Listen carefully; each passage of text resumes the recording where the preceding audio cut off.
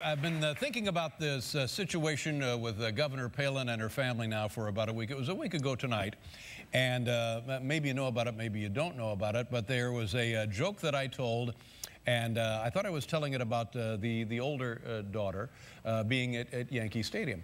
And it was kind of a coarse joke. There's no getting around it, but I never thought it was anybody other than the older daughter. And before the show, I checked to make sure, in fact, that she is of legal age 18. Yeah, but the joke really, in and of itself, can't be defended. The next day, people are outraged. They're angry at me because they said, "How could you make a lousy joke like that about the 14-year-old girl who was at the ball game?" And I had honestly no idea that the 14-year-old girl. I had no idea that anybody was at the ball game except the governor, and I was told at the time that she was there with Rudy Giuliani. And that's right.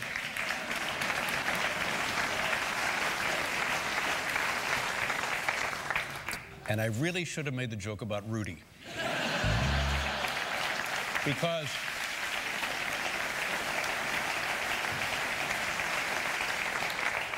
but I didn't, and now people are getting angry, and they're saying, well, how can you say something like that about a 14-year-old girl, and what, does that make you feel good to make these horrible jokes about a kid who's completely innocent, minding her own business, and turns out she was at the ball game. I had no idea she was there. So she's now at the ball game, and people think that I made the joke about her.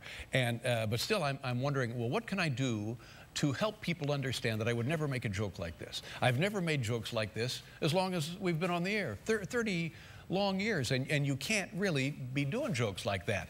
And I understand, of course, why people are upset. I would be upset myself.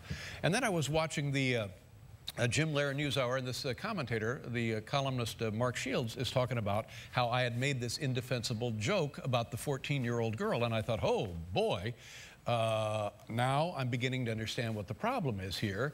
It's the perception rather than the intent. It doesn't make any difference what my intent was, it's the perception. And as they say about jokes, that if you have to explain the joke, it's not a very good joke. And I'm certainly, thank you.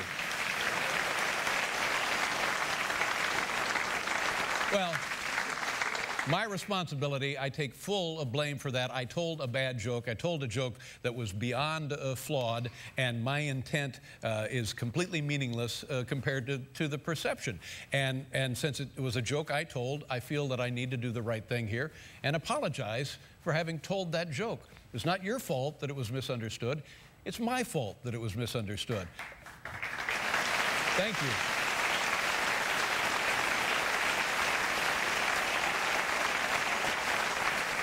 So I would like to apologize, especially to the two daughters involved, Bristol and Willow, and also to the governor and her family, and everybody else who was outraged by the joke. I'm sorry about it, and I'll try to do better in the future. Thank you very much.